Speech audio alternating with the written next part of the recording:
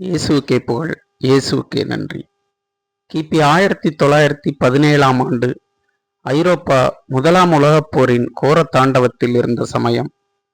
திருத்தந்தை பெனடிக்ட் 15 போர் நிறுத்தத்தை ஏற்படுத்த முயற்சியில் தோல்வி கண்டார்.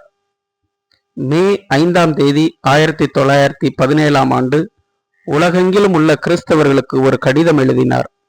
அதில் அன்னை மரியிடம் பிரார்த்தனை செய்யும்படியும் அனைத்து விசுவாசிகளையும் கேட்டுக்கொண்டார். இந்த போரை மரியால் மட்டுமே தடுக்க இயலும், ஆகவே ஜெபிக்கும்படி வலியுறுத்தினார். சரியாக 8 நாட்களுக்கு பின்னர் மே 13ஆம் தேதி 1917ஆம் ஆண்டு போர்ச்சுகல் நாட்டில் உள்ள பாத்திமா நகரின் சிறிய கிராமத்தில் ஆடுகளை மேய்த்து கொண்டிருந்த கத்தோலிக்க விவசாய குழந்தைகளான பிரான்சிஸ்கோ மார்டோ, அவளின் சகோதரி ஜெசிந்தா மார்டோ மற்றும் அவளின் உறவினரான லூசியா சாண்டோஸ் ஆகியோருக்கு ஒரு சிறிய ஓக் மரத்தின் மீது வெள்ளை நிற உடையணிந்து பெண் உருவம் தேவதையாக காட்சி தந்தது. அதிலிருந்து பிரகாசமான ஒளி வெளிப்பட்டது. பிரான்சிஸ்கோ காட்சியை கண்டார், ஆனால் கேட்க முடியவில்லை. ஜெசிந்தா கண்டார், கேட்டார், ஆனால் அவளுடன் அன்னை பேசவில்லை. லூசியா மட்டுமே காட்சியோடு தொடர்பு கொண்டு பேசினார். லூசியாவுக்கும் அன்னைக்கும் நடந்த உரையாடலாக லூசியா வெளிப்படுத்தியது. அன்னை அவளிடம், பயப்படாதே, நான் உங்களுக்கு எந்த தீங்கும் செய்ய மாட்டேன். லூசியா, உங்கள் அருள் எங்கிருந்து வருகிறது என கேட்டார். அன்னை, நான் விண்ணகத்தைச் சேர்ந்தவள் என்றார். லூசியா, உங்கள் அருள் என்னிடம் என்ன விரும்புகிறது என்று கேட்டார். அன்னை அதற்கு, 13ஆம் தேதி தொடர்ச்சியாக 6 மாதங்கள் இங்கு வரும்படி உங்களை அழைக்க வந்தேன். பின்னர் நான் யார், எனக்கு என்ன வேண்டுமென நான் உங்களுக்கு சொல்வேன். பின்னர் 7வது முறையாக இங்கு வருவேன் என்றார்.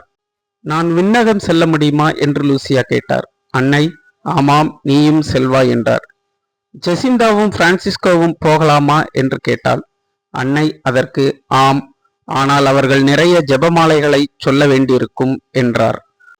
சற்று நாட்களுக்கு முன்பு இறந்த அவர்களின் பக்கத்து வீட்டுக்காரர்களான மரியதாஸ் நேவ்ஸ் விண்ணகத்தில் இருக்கிறாரா என்று கேட்டார்.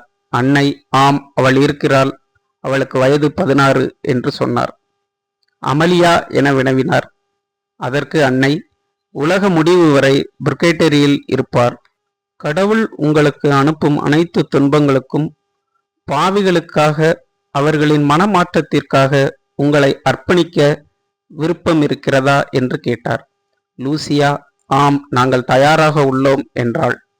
அப்படியானால் நீங்கள் நிறைய துன்பப்பட வேண்டியிருக்கும், ஆனால் கடவுளின் கிருபை உங்களுக்கு ஆறுதலாக இருக்கும் என்றாள் அன்னை.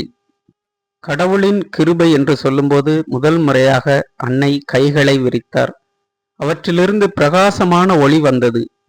அது இதயத்தையும் ஆன்மாவையும் ஊடுருவியது. கடவுளில் நம்மை பார்க்க வைத்தது. சிறந்த கண்ணாடிகளில் நம்மை நாம் காண்பதை விட மிக தெளிவாக நம்மை காட்டியது. பின்னர் நாங்கள் இறை நம்பிக்கையில் தூண்டப்பட்டு முழங்காலிலிருந்து, ஓ மகா பரிசுத்த திருத்துவமே, நான் உம்மை வணங்குகிறேன், என் கடவுளே, என் கடவுளே, மகா பரிசுத்த சடங்கில் நான் உம்மை நேசிக்கிறேன் என்று மீண்டும் மீண்டும் சொன்னோம். அன்னையின் இந்த காட்சி திருத்துவத்துடன் பிரார்த்தனை செய்யவும் துன்பத்தை தழுவவும் நற்கருணையை வழங்கவும் குழந்தைகளுக்கு அறிவுறுத்தியது. அன்னை அவளிடம், ஜெபமாலைக்கு தங்களை அர்ப்பணித்து பாவிகளை கத்தோலிக்க மதத்திற்கு மாற்றுவதன் மூலம் போரை முடிவுக்கு கொண்டுவர உதவ முடியும் என்று கூறினார். இந்த தரிசனத்தை பற்றி யாரிடமும் சொல்ல வேண்டாம் என அன்னை கேட்டுக்கொண்டார். அனைவரும் இதனை ஏற்றுக்கொண்டனர்.